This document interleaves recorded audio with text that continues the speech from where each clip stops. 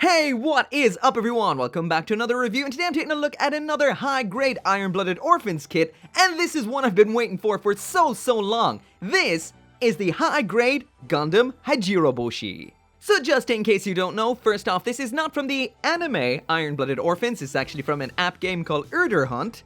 This is the exact same Gundam as Gundam Marchosias, which we saw a couple of months ago. The Marchosias is the Calamity War era version. This is what would be technically, in anime terms, the modern day version. So it's a little retooled, it's a little smaller, and all I can say is, I love this kit. Anyway, as always, if you do want one of your own, there is a link down there in the description. You can get yours at HOBBYLINK Japan. There is a brand new 5% off coupon right now, also down there in the description. Once again, it is one use only, but if you did use the older coupon code, you can now use this one on your account. But anyway, on to the review. So that right there is what the high-grade Gundam Hajiroboshi looks like finished. And unlike usual, this is not what it looks like out of the box just snapped together with a little bit of extra effort. This has a little bit more than a little bit of extra effort. Not a whole lot though. So first off, I did use some of the included stickers. I'll show you all of those very soon. I did not use them all, just some selective ones. On top of that, I did panel line this kit. I used black on all of the white sections, some of the dark gray sections, and I used a brown panel liner on the yellow and on the red. This looks pretty cool, but something you may have noticed is that particularly premium looking finish that can only be a flat top coat. So back when I first started building Gunpla, I was addicted to flat top coat. I have been experimenting a lot more lately with kits, just like with the Gundam F91, trying out the Mark Setter and Softer with the water slide decals, trying out some spray paints on the Hatsune Miku RX-78-2 that I customized. And when I was thinking about custom builds, I did buy a bunch of matte top coat as well, so I decided to give it a go here, mainly because these kits are notoriously loose. With the original high-grade Gundam Barbatos, that wasn't so bad because it's a very light kit, same with the grays. But when you get a kit like Gundam Marchosias here, where so much has been piled onto that tiny little Iron Blooded Orphans Gundam frame that it can barely hold it anymore. So probably the fastest and easiest method to avoid this is by top coating your kit. Just disassemble it and top coat it. No more floppy Gundam. Also at this point I will mention that I am going back to making speed build videos, but I always felt that that content never really fit here on this channel. It's so different, they're a little less labor intensive, they're just a completely different vibe of video, so I decided to make a second channel for those particular videos. So there is nothing on there yet, it is called Mecha Builds. I'll put a link in the description and a card if you want to check that out, subscribe, and that Hajiroboshi will be going up pretty soon. Seeing as I do build these kits, I might as well record it. But anyway, back to Hajiroboshi. So first off, a quick look at the box. Once again, another awesome Iron Blooded Orphans style box right here. On the first side of the box, we can see what we're to expect from this. I absolutely adore the design of the Hajiroboshi. It has a drill, just like we saw with Kimar Svidar. Those big old thrusters are on the back, not on the side skirts, which is something that I love. And in here we get a little mace and a rifle. Around on the other side, and there is what it'll look like. Complete the front and the rear. And we've got a tiny bit of a blurb right there if you want to pause now and read that. In here we get a total of 5 runners and 1 set of polycaps. Of those runners, only one of them is reused from 2016. That is Gundam Frame 4, which we would have seen with Barbatos 6th Form, Barbatos Lupus, and Gundam Flauros. Pretty much all of that frame is used. The only new parts of the frame are actually in the forearms. So the vast majority of this kit is new for this year, and uses nothing you would have seen in Gundam Marchosias. In the instructions, we've got a blurb about Gundam Hajiroboshi itself. Once again, for any of these things, you can pause and read them at your own leisure. The TLDR is pretty much the same as we would have seen with any of these Gundam frames. It was stored for many years, I guess since the Calamity War. The armor is refurbished new parts, and apparently Hajiroboshi means Venus in an old language. Some info on the main character from the app game. His name is Wistario Afam. Once again, the gist of this is he was born on the colony over Venus. He has experience operating a Gray's mobile suit, so that's why he can pilot one. And he wants to make Venus into a major tourist destination. Talk about drive! Around the back then, we've got some information on the mobile suit, including the weapons, which are the Smart Mace. Apparently it's smart because it's very well balanced. The crab shield, and like its name suggests, it's kind of like a crab claw of sorts, except with a drill in the middle. The 110mm short-range rifle. Apparently the focus is on handling, so I'm guessing it's pretty low power. And then there's a little bit of information once again on the Hajiroboshi. Once again, it's one of the 72 Gundam frames from the Calamity War. Back to Hajiroboshi, and there is that full 360-degree spin, so you can see every angle of this kit. Once again, this has been flat top coated, it has been given some panel lining, and I have taken the safety knobs off of that V-fin. Besides that though, this thing looks phenomenal. I love this silhouette of this mobile suit. I'm not sure how well it will pop up in the video, but the Hajiroboshi, just like we would have seen with the Gundam Marchosias, has a bit of a lavenderish hue to its plastic, so it is not a pure white. So you cannot kit bash this out of the box with something like Barbatos. Also, this has the exact same plastic 100% as we would have seen with Gundam Marchosias. So if you do want to kit bash these, you can. And this also gives you a bit of an idea of what that flat top coat will do to the color of your kit. Make it look fantastic. So yeah, the first thing I'll mention about this kit is I had to flat top coat it because it was this same level of floppy we had with the Marchosias right here. I will mention that I have thickened up the joints inside of this thing's torso and top coated them, just the joints inside of the torso that is, and still this thing is flop city because of all the weight. So the Hajiroboshi here was exactly the same. That Gundam frame just isn't holding up the way I remember it holding up. Actually, it was probably its biggest down point that it didn't hold up that well. So these kits are something I highly recommend top coating more than anything else, just to tighten up those joints. I'll also mention that one of this kit's major down points is the fact that it is extremely sticker heavy. I haven't used many of them, only a couple of choice ones that I thought would look pretty cool, and these ones right here I thought had to be done, but they don't actually look that bad. Those are the ones around here on the big old thruster sections. So once you actually top coat this, they blend in pretty much perfectly. Even before the top coat they looked okay, but still it's not nice to see massive panels like that requiring stickers that huge. Another point I'll mention is the eyes are two separate eyes, which is always really hard to apply. In the end, they weren't the worst, but sometimes those can be kind of hard to line up. And as for the red stickers I did use, I used these ones here, which are there. Once again, the top coat makes them next to unnoticeable. And these ones here, which are the ones up on the shoulders. But there is a lot of them I didn't use, including the ones that go up on the V-fin, or should I say trident fin. But I thought it looked pretty cool without them, so I just left it as is. But once again, color accuracy, not the greatest.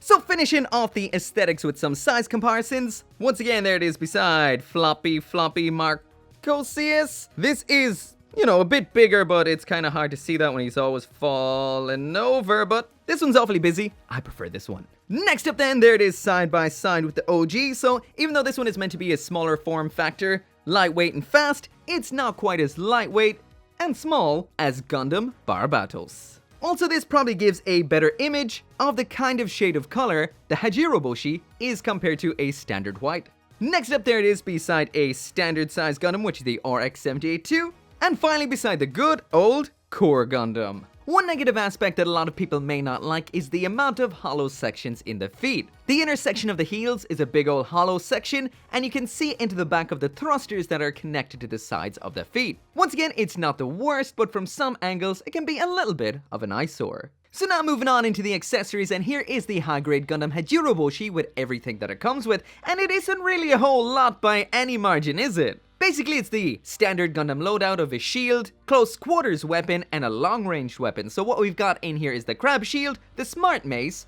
and that one 10mm rifle. Once again, not a lot, but par for the course for a basic Iron Blooded Orphans kit. So the first of the weapons we have in here is the smart mace. This is a small, compact, well, big lump of metal that in this kit is just made out of two pieces of plastic, but it still looks pretty cool. It's simple, but effective. Once again, I will mention that these all have been top coated, which seems to bring out the detail a little better than if it was just right out of the box. As for attaching this onto Hajiroboshi, it's the usual routine of popping off the back of the hand, putting the weapon into the hand, and attaching the back of the hand back on again. I will mention this does rotate a little bit in the hand, but not too much. It is small and compact, so it won't be much of an issue, and there is a little bit of a slot down in the bottom of the handle. I'm not sure if this has a function or if it's just a little bit of a cost-cutting measure. Honestly though, I do think this looks absolutely awesome, and who does not love an Iron Blooded Orphans Mace-chan? It's nice to see another one. When this is not in use, you can just take that off and then store it in this pretty cool little side skirting holster. It just pops in like that, simple and effective. And pretty awesome, I might add. Once again, in here we've got the 110mm rifle. This is just 2 pieces of plastic. Again, a sticker for the sight section. It is small and compact, but once again, it does look very nice. It is very nice and detailed. I especially love the screws on the lower segment. And this attaches into the hand in the exact same way we would have seen with the mace. Also, I will add, it is nice to see a compact, long-range weapon in the Iron Blooded Orphans arsenal. We've got a lot of huge ones, but not a whole lot of compact ones like this. So this, I really like to see. Once again, this weapon can be stored in the side skirting armor. You just align it to the upper section of that holster and then just slide it down. Once again, simple, effective, and that is going nowhere. So the last piece of equipment we have in here is the crab shield. So I adore the way this attaches. So at first glance, this is your typical 3mm peg, but there is a little bit of a difference in the arm right here. So the Hajiroboshi has this awesome little connection point here that is attached to this rotating barrel in the forearm. So that does mean when you do attach the crab shield, you can rotate it from the side of the arm to the rear of the arm seamlessly like this. A lot of kits you have to have an adapter with 2 pegs or have 2 different holes. This is fantastic. One of the coolest little gimmicks I've seen on a gunpla in a while. This, I love. And if that wasn't awesome enough, this isn't called a crab shield for no reason. We've got these 2 yellow sections that can swing forward like this, just like a, well, crab claw. And if that wasn't deadly and awesome enough, well, this shield is also packing a drill bit. A giant drill bit. This thing's enemies are in for it. This is pretty much the same thing we would have seen in the knees of the Kimars Vidar, and this, like a lot of Iron Blooded Orphans weaponry, is savage. So the high-grade Hajiroboshi doesn't come with a whole lot, but what it does come with is quite cool. Compact weaponry and that awesome shield. The only real thing that disappoints me with this kit is it only has the standard holding set of hands. I would have liked to seen something a little bit more expressive in here as well, but hey, I guess that's what those IBO option kits are for. So yeah, DLC, sold separately. So moving on to the last part of the review, which of course is the articulation, and this I'm dreading a little bit, well, because of this. So this is my first time using Mr. Super Clear Flat. I always used to use the Mr. Hobby Flat Top Coat. That's acrylic in a smaller blue can, and no matter what I did, that always used to kind of just scrape off, flake off, get destroyed by, well, posing and moving the kit, and I'm not sure how this one will be. This is lacquer based, so I guess I'm about to find out. So as usual from the head down, the neck here is that eons old polycap neck we see all the time. It is double ball jointed, so it means we do get that giggity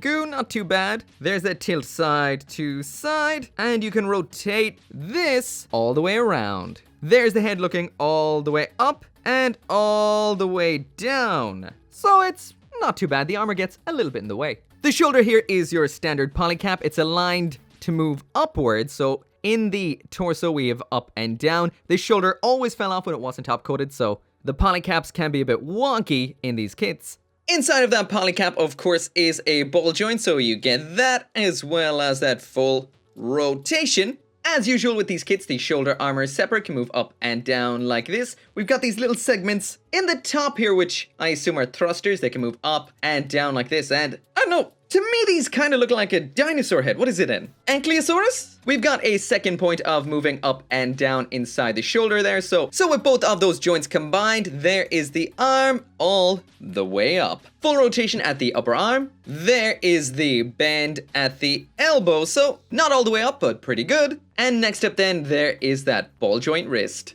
The ab crunch on this is exactly the same as what we've been seeing since the first ever Iron Blooded Orphans Gundam. So that is a ball joint down here, somewhat of a drum-shaped joint inside of the torso, and that gives us it all the way back to all the way to the front, so pretty damn good. Side to side is just at the lower joint. That is a ball joint there. The kit can rotate all the way around at that point, but sometimes it does get a little bit stuck on the front armor. The front skirt armor is attached out of box, but you can snip them apart for 2 simple ball joints. The little holsters those are just a peg and a polycap, but you get pretty much anything you'd want out of that. The butt thrusters back here, we've got 2 of those. They attach via this kind of hinge polycap, so they've up and down, and full rotation there. These are polycaps, so they can wiggle their way out, so get back in there, but once again, full rotation and up and down.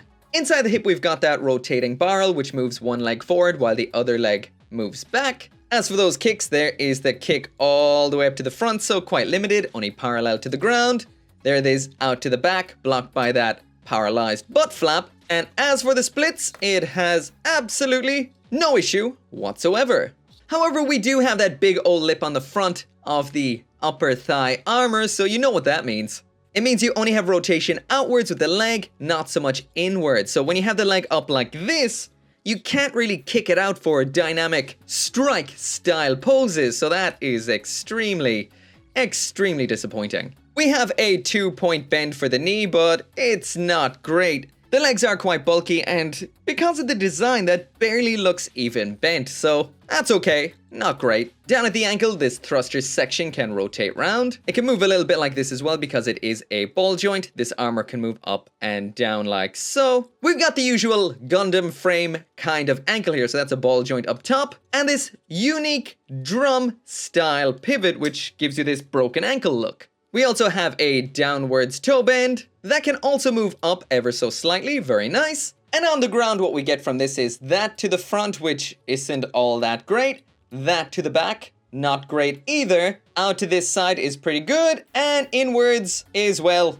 ridiculous. So when it comes to the articulation, the high-grade Gundam Hajiroboshi is good, not great. This is essentially what we would have seen so many times before with the Iron Blooded Orphans Gundam frame, but some of the armor does get in the way quite a bit. The upper thigh armor gets in the way of any sort of outward movement with the legs. The knee bend is pretty basic, the ankle is restricted in some directions, and although you will get the vast majority of your basic poses out of it, it won't do anything extremely dramatic. It can do certain poses extremely well, but will fail for some. So that right there is it for the review, and if you've built one high-grade Iron Blooded Orphans Gundam frame, then you've essentially built them all. And this right here is Silver Tier, the exact same quality we've seen with all of those before, and what I expect from a high grade like this. Now that is what I'm gonna say from an objective opinion. I absolutely adore this kit. I love the Iron Blooded Orphans high grades, even with their flaws. The main issue with this kit is just how loose it is,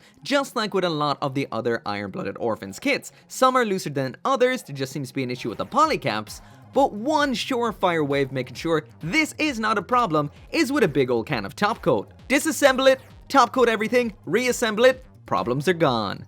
The articulation isn't the greatest in some places, but once again, it has bulky legs and this isn't something we haven't seen before. But besides that, the silhouette of this is fantastic. To me, this is one of the most beautiful Gundams to have come from the Iron Blooded Orphans universe yet, and that, from me, is saying a lot. The color accuracy isn't the greatest, it does look fine without the stickers. It looks okay with the stickers on, but of course the best option as usual is to paint it, but this level of needing of stickers is something we don't want to see in this day and age.